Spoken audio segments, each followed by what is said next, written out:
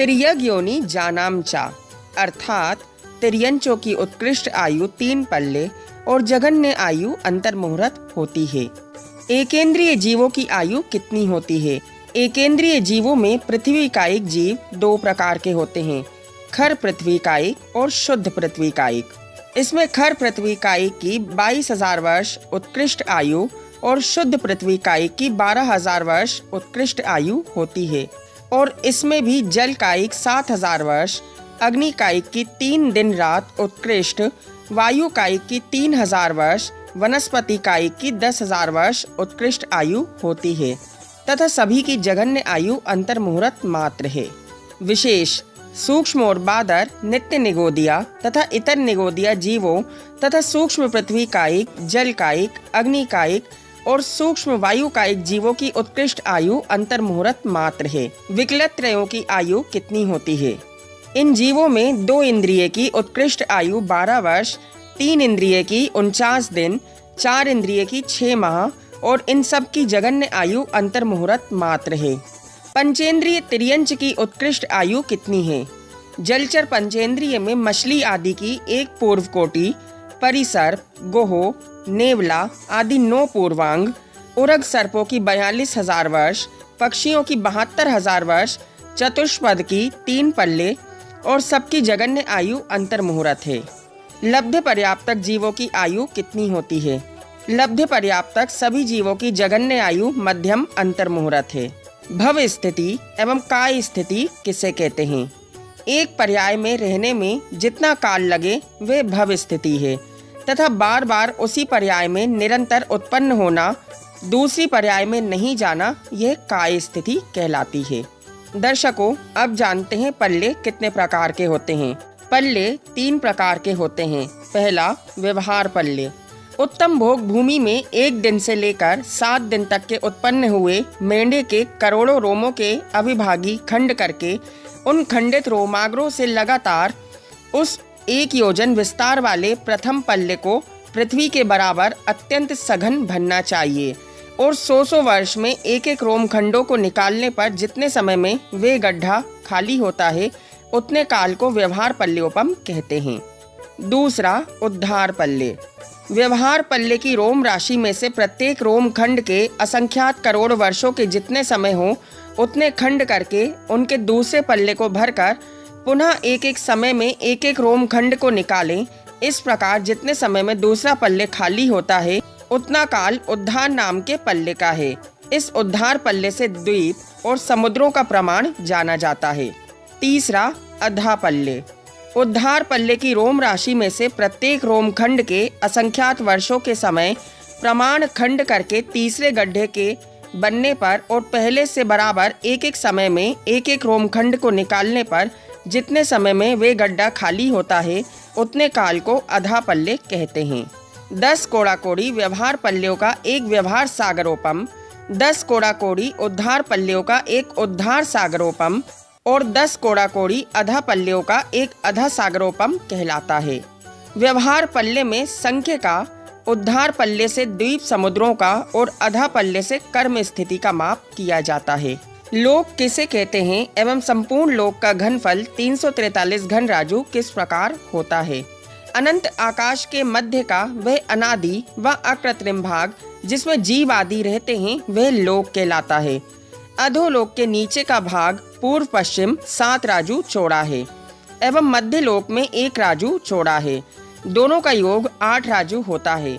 इसका आधा करने पर 4 राजु और इसे अधोलोक की ऊंचाई एवं गहराई से गुणा करने पर 196 घन राजु अधोलोक का घनफल होता है। अब ऊर्ध्वलोक का निकालते हैं। मध्य लोक की चौड़ाई 1 राजु एवं लोक शीर्ष पर भी 1 राजु अर्थात दोनों में से 1 को लेना चाहिए तथा ब्रह्म स्वर्ग के यहाँ चौड़ाई 5 राजु है। दोनों का योग 6 राजु बनता है। इसका आधा करने पर 3 राजु और इसे ऊर्ध्वलोक की ऊंचाई एवं गहराई से गुणा करने पर 147 घनफल राजु होता है। अतः लोक का कुल घनफल 343 घनफल राजु है। लोक का आकार कैसा है? यह लोक पुरुषाकार है, जैसे एक पुरुष जो दोनों पैर फैलाकर कटी पर दोनों तरफ 1-1 हाथ रखकर खड़ा है। ये जो आकार बनता है वह लोक का आकार है। अधोलोक का आकार वैत्रासन के समान, मध्यलोक का आकार झालर के समान और ऊर्ध्वलोक का आकार ढोलक के समान है। मध्यलोक की ऊंचाई कितनी है? मध्यलोक की ऊंचाई 1,40,000 योजन सुमेरु पर्वत के बराबर है। सुमेरु पर्वत की जड़ 1,000 योजन जो चित्रा पृथ्वी में नींव के रूप में है, 99,000 योजन ऊंचा एवं 40,000 योजन की चोटी अर्थात चूलिका है। महामत्स्य की अवगाहना कितनी है? स्वयंभू रमण समुद्र में जो महामत्स्य है उसके शरीर की लंबाई 1,000 योजन, चौड़ाई 500 योजन तथा ऊंचाई 250 योजन होती है। सुमेरु पर्वत की विशेषताएं। जम्बू द्वीप के विदय क्षेत्र के ठीक बीच में सुदर्शन नामक सुमेरु पर्वत है। इस पर्वत की ऊंचाई 1,40,000 योजन है। इसकी जड़ 1,000 योजन जो चित्रा पृथ्वी के नींव रूप में है, 99,000 योजन ऊंचा एवं 40,000 योजन की चूलिका है। सुमेरु पर्वत के मूल में भद्रसाल नामक वन है। इससे 500 योजन ऊपर जाकर कटनी पर दूसरा नंदन नामक वन है। इससे 62,500 योजन ऊंचाई पर जाकर सोमनस नामक वन है और ऐसे ही 36,000 योजन ऊपर जाकर सुमेरु पर्वत के शीर्ष पर चौथा पांडुक नामक वन है। पांडुक वन में सुमेरु पर्वत के शिखर पर स्थित ईशान दिशा में पांडुक शिला है, आग्नेय दिशा में पांडुक कंबला, नैऋत्य दिशा में रक्ता, वायव्य दिशा में रक्त कंबला शिला और ये सभी शिला अर्धचंद्राकार हैं। इनमें क्रमशः भरत, पश्चिम विदेह, ऐरावत तथा पूर्व विदेह के तीर्थंकरों का जन्माभिषेक होता है। सुमेरु पर्वत की नींव वज्रमय 61,000 योजन तक नाना प्रकार के रत्नों से भरी होने के कारण अनेक वर्ण वाली है। इसके ऊपर पूर्ण मेरु पर्वत स्वर्ण के समान सुंदर है। इसी प्रकार धातकी खंड द्वीप में पूर्व तथा पश्चिम में विजय और अचल नामक 2 मेरु हैं तथा पुष्कर द्वीप में पूर्व एवं पश्चिम दिशा में मंदर और विद्युन्माली नामक 2 मेरु हैं। इनकी 1,000 योजन नींव सहित ऊंचाई 85,000 योजन है। इन 5 सुमेरु पर्वतों पर अकृत्रिम जिन मंदिर विराजमान हैं। एक पर्वत की एक दिशा में 4 और चारों दिशाओं में 16 अतः 5 पर्वतों पर कुल 80 चैत्यालय हैं, जिनमें कुल 8,640 जिन प्रतिमाएं हैं। नंदीश्वर द्वीप की विशेषताएं। ये 8वां द्वीप है। इस द्वीप की एक दिशा में एक अंजनगिरी, 4 दधिमुख, 8 रतिकर पर्वत हैं। इनके ऊपर अकृत्रिम जिन मंदिर विराजमान हैं। एक दिशा में 13 चैत्यालय हैं और चारों दिशाओं में कुल 52 चैत्यालय हैं। प्रत्येक चैत्यालय में 108 जिन प्रतिमाएं हैं। अतः नंदीश्वर द्वीप में कुल 5,616 प्रतिमाएं हैं। सभी प्रतिमाएं 500 धनुष ऊंची पद्मासन में विराजमान हैं। इन प्रतिमाओं के नाखून, चेहरा लाल, आंखें काली और सफेद, बोहें काली, सिर के बाल काले शोभा देते हैं।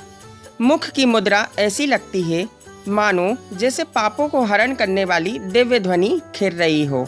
इन रत्नमयी प्रतिमाओं से करोड़ों सूर्य और चंद्रमा की आभा फीकी पड़ जाती है। ये प्रतिमाएं बोलती नहीं हैं, उन्हें देखकर सम्यक दर्शन हो जाता है। सौधर्म इंद्र आदि देवगण अष्टानिका पर्व में अपने परिवार सहित इन प्रतिमाओं का अभिषेक पूजन करते हैं। इस द्वीप का विस्तार 163 करोड़ 84 लाख योजन एक तरफ का है। विशेष दक्षिणेंद्रों और उत्तरेंद्रों की 8-8 महादेवांगनाओं के नाम। दक्षिणेंद्रों में शची, पद्मा, शिवा, श्यामा, कालिंदी, सुलसा, अज्जुका और भानु देवांगनाएं होती हैं। उत्तरेंद्रों में श्रीमती, रामा, सुसीमा, प्रभावती, जयसेना, सुषेणा, वसुमित्रा और वसुंधरा नाम की देवांगनाएं होती हैं। इस प्रकार तत्वार्थ सूत्र जी का 3रा अध्याय समाप्त होता है।